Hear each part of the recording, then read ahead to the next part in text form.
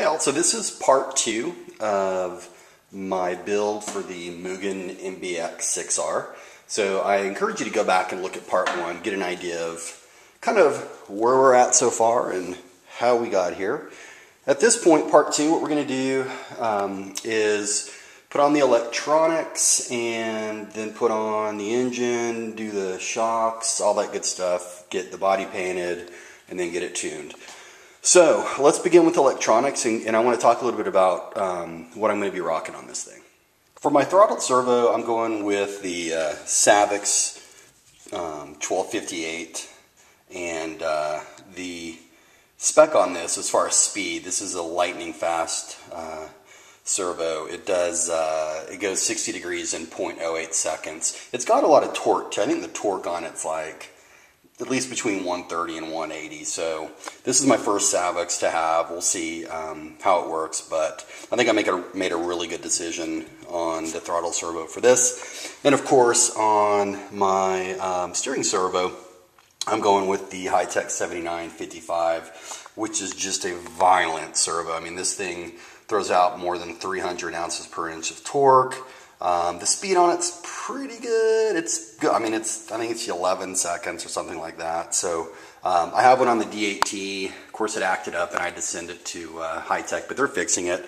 But wow, I'm going to be really amazed to see how this thing works on a buggy. I mean, just it is an awesome servo. So we're playing a little bit of musical servo horns here. So I've got for the Mugen, what I'm going to do is I'm putting a racer's edge clamp style horn on it. The Mugen actually does come with an aluminum horn, which I'm going to put on Andrew's low C810. So we'll get all that sorted out. All right, as far as the switch is concerned, and I'm not going to be a snob here, but this is kind of funny. The Traxxas switch was the only one that my hobby shop had. So, you know, to me, a switch is a switch is a switch as long as it works and it's got the correct leads and everything on it that I need. I got no problem with it. So $5 and we're done. The receiver, I'm going with the Spectrum SR300. I'm running this right now on, I think, 3 other vehicles. So it'll be pretty cool. I can sync up my my transmitter now on 4 different vehicles, which is nice. I don't have to carry around all these different transmitters. Now to the battery. So I did a lot of research. I spoke with people both in person and on the internet about what sort of battery I should use. And I was, you know, going back and forth between an NIMH and a LiPo, and some people even recommended a Life battery. I would have looked at Life, honestly, but my charger here does not charge Life. It does Life, but it's got the balancer and stuff. But I went to my local hobby shop and talked to my guy there, and he knows more about RC vehicles than anybody that I know, at least. And whatever he recommends, it's a done deal, and that's what I do. And he told me, he goes, you know, you might be able to charge the Life on here. He's heard of some, you know, been using LiPo mode to charge Life, but he wouldn't chance it. So he was like, dude, why don't you just keep it simple, man? Here you go. Why don't you just use this flat pack right here? You don't need a regulator on for your servos, blah, blah, blah. And this is actually the exact same battery, just in a hump pack version that I'm running on the D8T. Had no problems. It's worked fine. So what I really like about this, one of the things I was very much concerned about was the weight of it versus a LiPo. And yeah, this thing is light. I can mount it forward or back on the Mugen. So I don't understand, you know, why people are recommending going to 2 volts when my servos only accept 6 volts. I don't understand what I'm gaining. So I'm not being facetious here or a smart ass, but tell me why I would not have gotten this right here. I mean, it meets everything I wanted. The milliamps is more than enough. The weight is certainly not enough. I can mount it forward or backward. It does everything I need. I just don't know. It's easy to charge. I can bring my little small charger to the track right here and charge it. I'm happy with this. And so Jason at Roy's Hobby Shop, once again, was spot on. He was like, dude, this is all you need. Keep it simple here. And so that's what I'm going to be using. All right, got the radio tray on. Boy, it was a pain in the butt all the way around. I can tell you there is just a spaghetti factory of wires inside of here. I haven't curled them up or neatened them out or anything. I'm going to do that later once I get everything fit and all of that. But yeah, there's not a lot of room, and really it's because you don't run your leads very far because they're right up against the housing. So it's not like you can run them under the battery tray or anything like that. They're all stuffed up in there. The battery is going to go under here. It'll fit perfectly. I'll fit it later, but it's going to, I got to take this off right here, and it'll stand up like this, and then this lead will go in this housing here yet more. I got to take that off and figure out how I want to fix it to here, the zip ties or vinyl tape or something. All right, the only other thing that's kind of freaking me out a little bit is the servo horn here for the steering, and it's on correctly, but you can see it stops right there. I would think typically that's going to be centered because most of the ones that I run are always going, I guess, parallel with the steering link. So we'll see how this turns out. I'm going to go ahead and put it on the D8T, or at least do the wiring on the D8T and just figure it out. I mean, I'm sure it's not going to be an issue. I'll get it worked out. It's not like a flaw in the design of the car or anything, but I just don't like electronics. I don't know why. The switch here didn't come with screws, so I just had to makeshift some screws. I mean, it's okay. It's not going anywhere. But anyways, that's kind of where we are for now. So next thing is to just kind of go through and test out the electronics and make sure that they're working correctly. Okay, so I got the radio tray on there. It wasn't too difficult.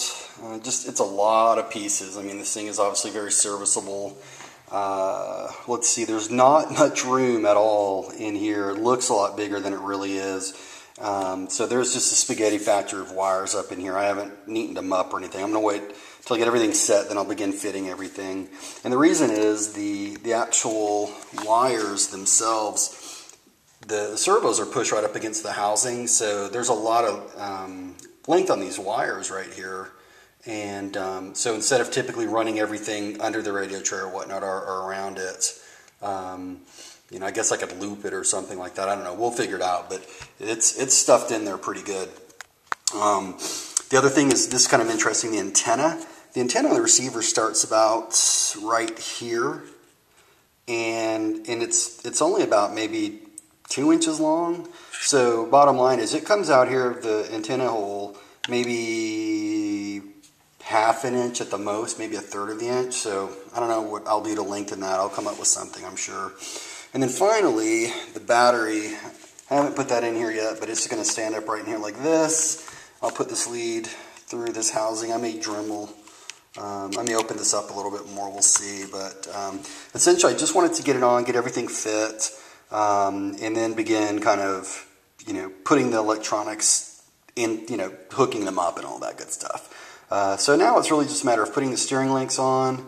I'm seeing some parts here that I have no idea what they're going to be for. They're not even referenced, but we'll figure that out. So I need to step away from this for a little bit just because electronics on this always gives me a headache. So okay, I got the electronics all installed and everything and powered up. I haven't bound the receiver yet, but I am getting power and all that good stuff. The only thing that worry me is this servo horn right here. If you look, seems to be catching on this top of this plate. I'm not feeling any resistance when I move the servo, but I can see that it is touching it. So what I'm going to do is swap out another aluminum horn, the one I put on the D8T, and hopefully this one will fit on the D8T just fine, all that good stuff, because I put the aluminum Mugen one on Andrew's low C8. So again, just continuing with musical servo horns. The other thing is this flat pack right here. I put double-sided tape on the bottom of this, and it's on there pretty good. But I put some zip ties just for the hell of it. I didn't really tighten them up just, you know, with uber strength, because I'm a little worried about what sort of, you know, putting too much pressure on the battery, if that's going to have an effect.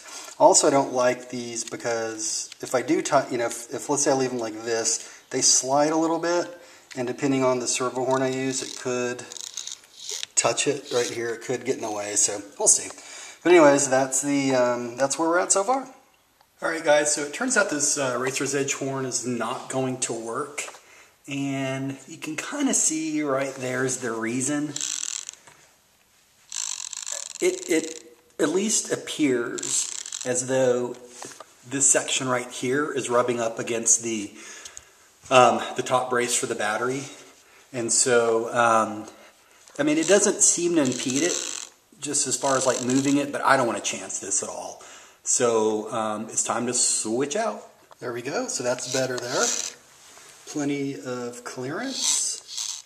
All right, so I got the fuel tank on, and first impressions are it's a really tight fit down here. That's that drive shaft. I'll have to keep an eye on that, but it's not touching it. I was able to get some pretty thick paper and put it down there and validate that. But I can tell you, I'm going to end up having to take this thing off pretty soon because there is no way I'm going to be able to get the linkage on here, having to fiddle through this tank and getting down below there and all that other stuff. So it'll be interesting.